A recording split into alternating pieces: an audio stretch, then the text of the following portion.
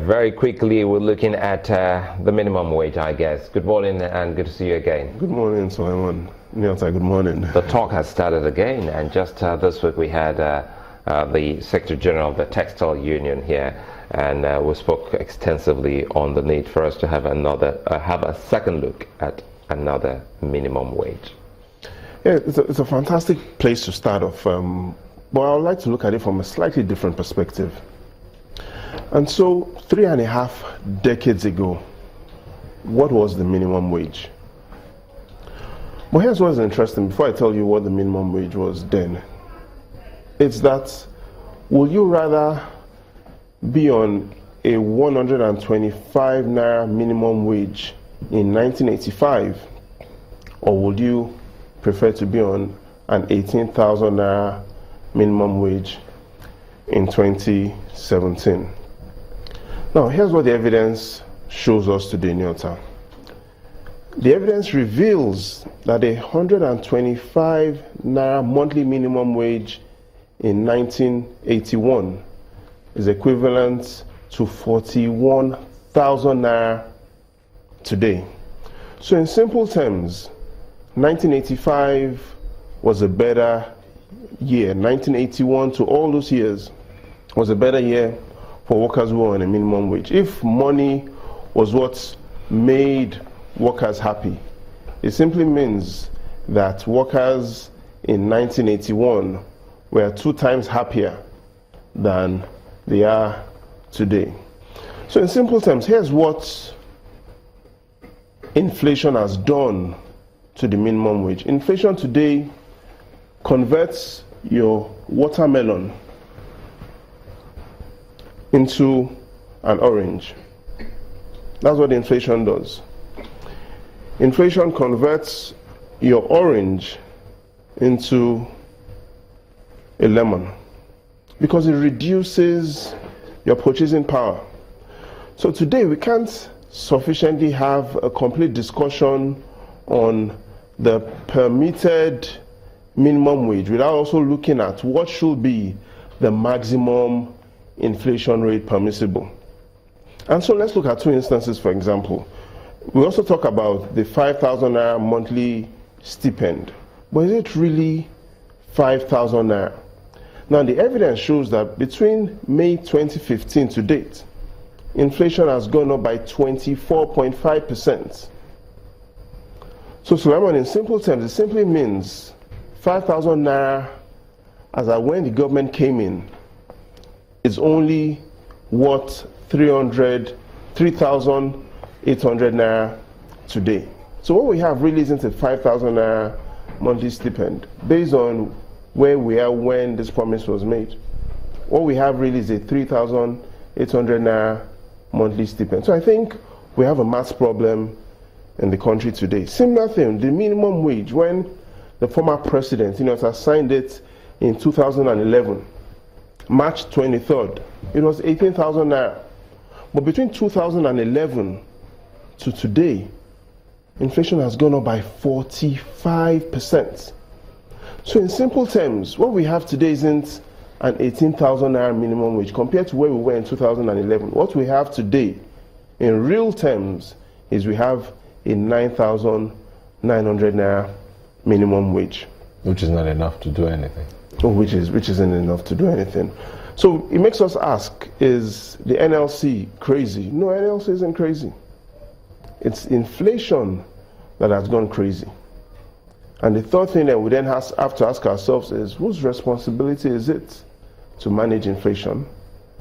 Whose responsibility is it to manage the body that is meant to be managing inflation? And whose responsibility is it to review the body that is meant to be managing the body managing inflation? So clearly today, the arguments or the narrative shouldn't just be about what the new minimum wage should be. Our narrative has to go to a level higher than that. Our narrative has to go into what should be our maximum permissible inflation rates.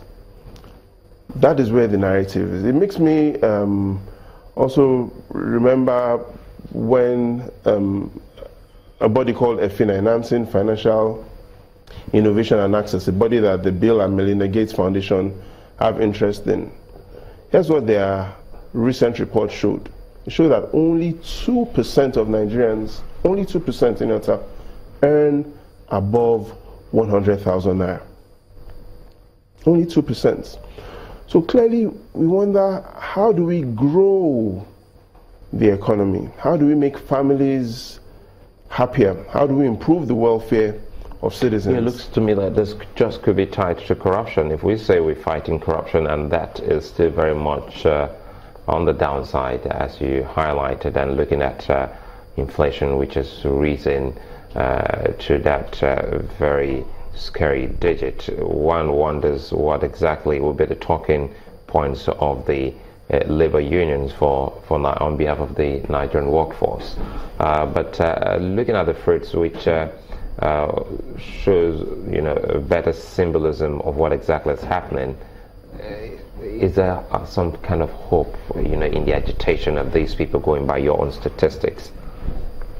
Yeah, there's some sort of hope, because we see that families are contributing more to the size of the economy. And what do I mean? The economy measured by expenditure, spending, GDP spending. The last time the president was in office, 1984, families contributed, as measured by GDP, 67% to the size of the economy.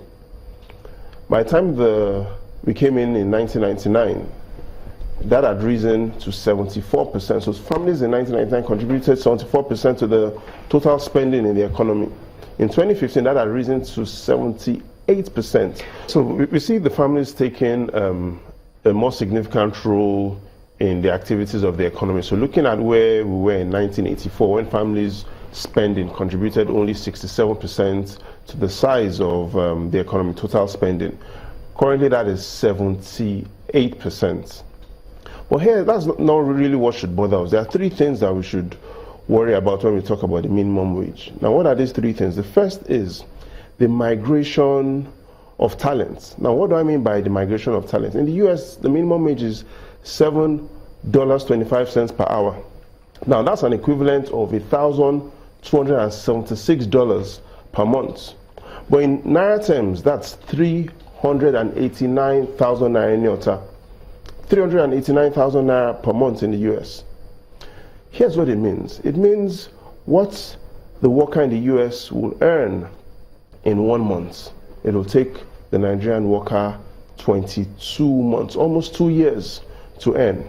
So talent migration based on this minimum wage, and based on not just the minimum wage, the median wage as well, shows that we potentially could be losing talent to other countries because we are not paying adequately for skills. The second thing we should be worried about is the migration of poverty. What do I mean by migration of poverty? Today, the poverty benchmark is $1.95 per person per day. No longer $1 that it was some years ago. It's $1.95. Now, looking and going by the 305 Naira exchange rate to $1, it simply means an individual needs to earn 590 Naira per day on an average, worst case scenario. But going by the minimum wage of 18,000 Naira per month, it simply means that is 581 Naira per day, lower than the poverty benchmark. So it simply means the minimum wage is in reality a poverty wage. It will keep people poor based on the global benchmark. Now, the third and final reason is to look at the migration of money. Now, what do I mean by the migration of money? And the National Bureau of Statistics helps us to answer that. And that is, they say that families are spending less money than they did. So in 2015, for instance, families spent 42.9 trillion naira in real terms. A year before, it was over 43 trillion naira. So it simply means spending is also declining. And to get the economy out of recession, we need families to spend more. So clearly, going forward, we need to not only review the minimum wage, we need to review how much jobs pay across all categories, minimum wage, median wage, and even looking at how all this ties up to improve the welfare of people. Sadly, we can't spend more time on this. Many thanks for speaking with us, Jide Ogunso. It's a wrap on the show and even for the week. Many thanks for being such a nice company. I'm Sulaiman Alede. I'm Nel Taigbe. Thank you for watching. And I'm Maokwe Ogun. Thank you so much.